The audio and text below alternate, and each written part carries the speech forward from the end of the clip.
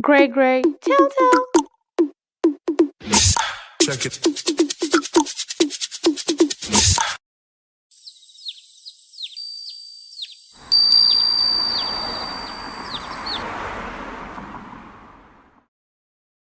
You know that feeling when someone mentions a name and your blood pressure instantly spikes? Well, for me, that name was Sebastian Blackwood. Just hearing it made me want to throw something expensive and breakable. I'm Isabella Montgomery, and if you've heard of Montgomery Industries, then you know my family basically owns half of Manhattan's real estate. We are old money, the kind of family that has portraits of ancestors hanging in the hallway and summer houses with names instead of addresses. Sebastian Blackwood came from the same word. Blackwood Enterprises, tech empire, new money, but so much of it that nobody cared about the new parts anymore.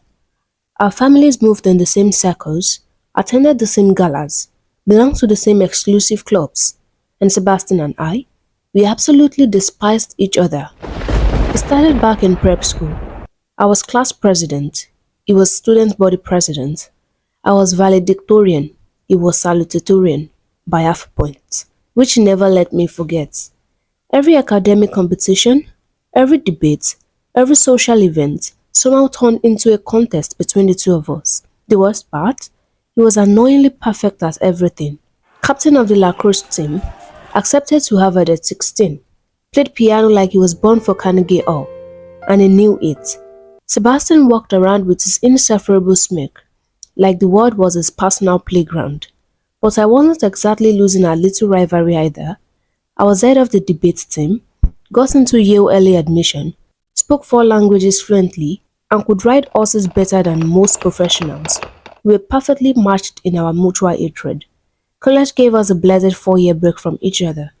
He went to Harvard. I went to Yale. Even our schools were rivals, which felt appropriate. I thought I was finally free of Sebastian Blackwood and his infuriating perfectness. Then I graduated, came home to start working for the family business, and discovered that our parents had been planning something absolutely diabolical. An arranged marriage between me and Sebastian in the 21st century. I found out during what I thought was a routine family dinner. My parents casually mentioned that the Blackwoods were coming over for dessert to discuss the engagement. I nearly choked on my wine. Apparently, while we were busy hating each other through adolescence, our parents had been plotting to unite our business empires through matrimony. Montgomery Industries plus Blackwood Enterprises would create an unstoppable force in both real estate and technology. I told them they were insane, that I'd rather become a nun than marry Sebastian Blackwood. Thus, arranged marriages went out of style with corset and calling cards. My mother just smiled serenely and reminded me that my trust fund was contingent on family approval of major life decisions. My father mentioned something about fiduciary responsibility and legacy planning. In other words, marry Sebastian or lose my inheritance. When the Blackwood arrived for dessert, Sebastian looked about as thrilled as I felt. He was still annoyingly handsome, tall, dark hair that looked effortlessly perfect. These intense green eyes that seemed to see right through you. But his jaw was clenched so tight I thought it might crack.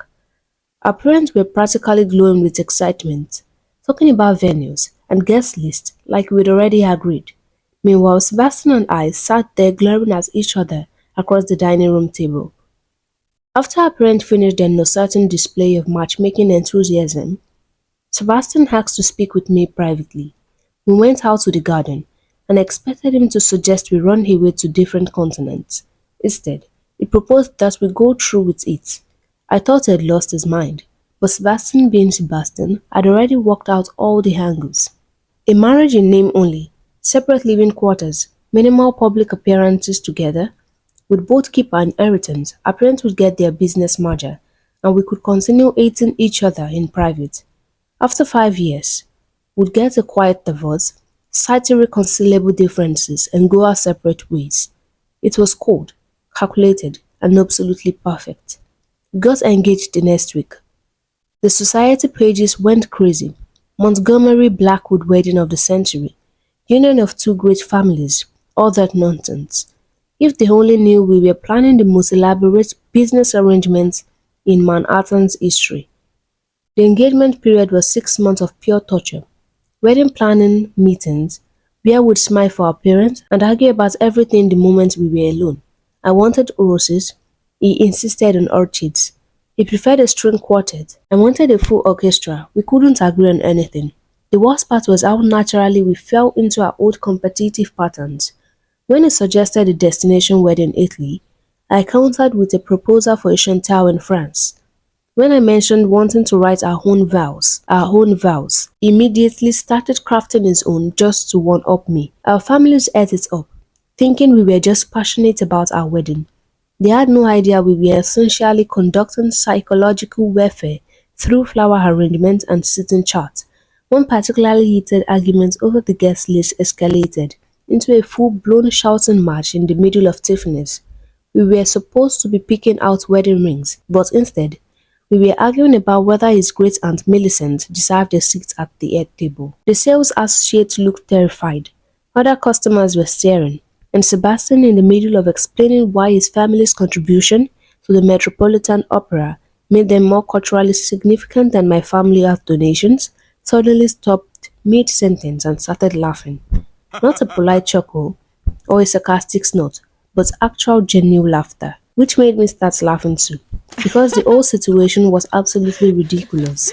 Here we were, two supposedly sophisticated adults, arguing about Aunt Millicent's seating arrangement like it was a matter of national security. That was the first crack in our mutual hatred, and the most elaborate first ever attempted. For just a moment, we weren't enemies. We were co-conspirators in most elaborate first ever attempted. The wedding planning got slightly less miserable after that.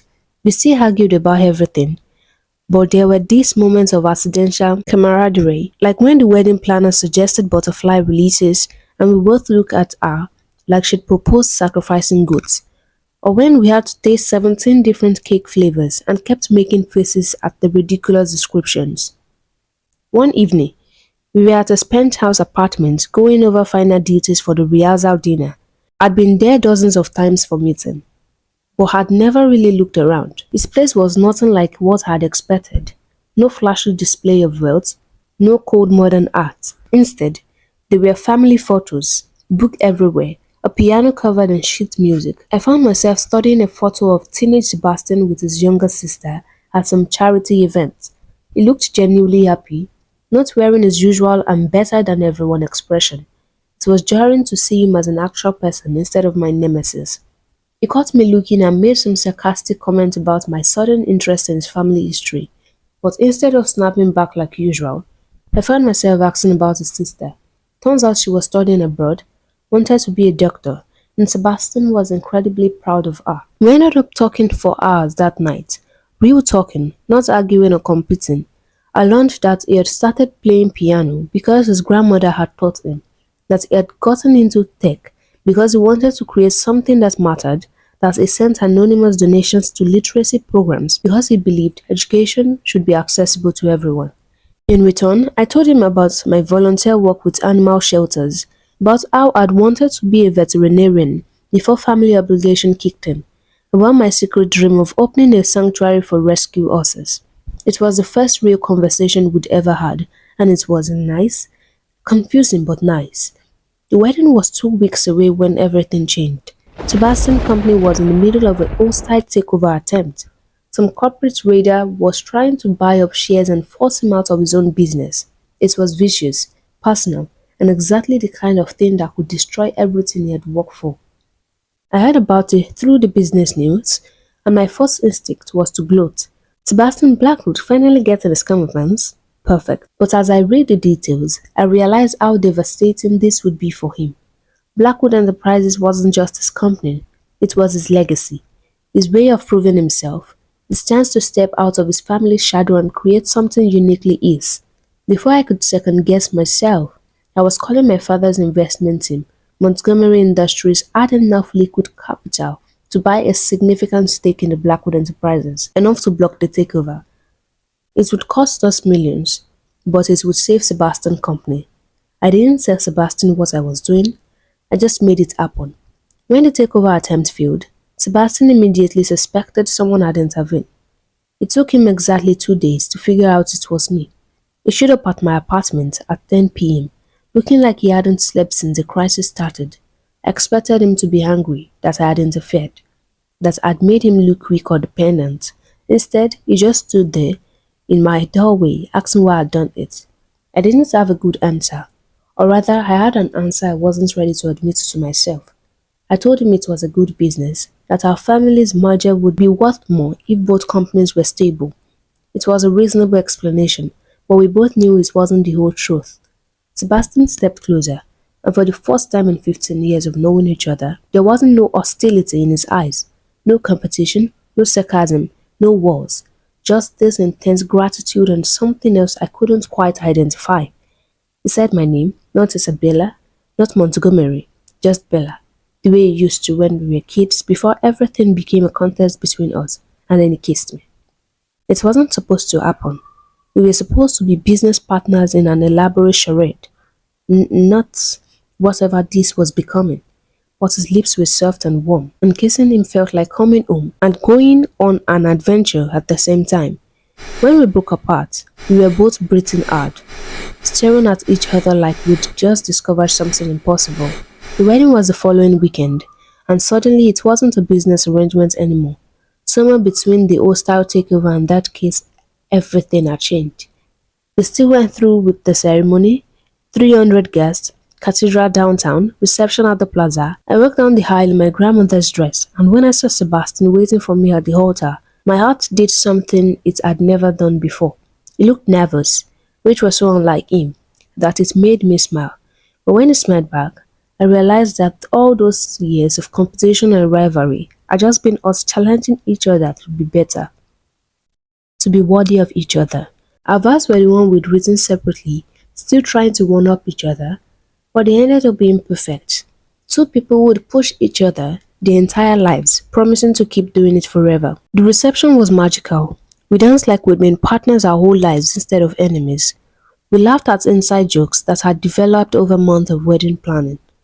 We looked at each other like we were seeing each other for the first time. Later that night, in the honeymoon suite we'd booked for appearances, Sebastian asked if I regretted saving his company, if I regretted marrying him for real instead of just for show. I told him that the only thing I regretted was that it took us 15 years to figure out that all that fighting was just foreplay. That was 3 years ago.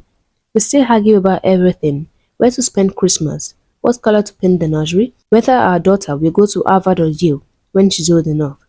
But now when we argue, it ends with kissing instead of storming off. But honestly, I wouldn't have it any other way. Sebastian still makes that insufferable smirk when he wins our little competitions, and now I get to kiss it right off his face. This yummy episode was brought to you by Gregory Telltale. For more interesting bites, stay tuned.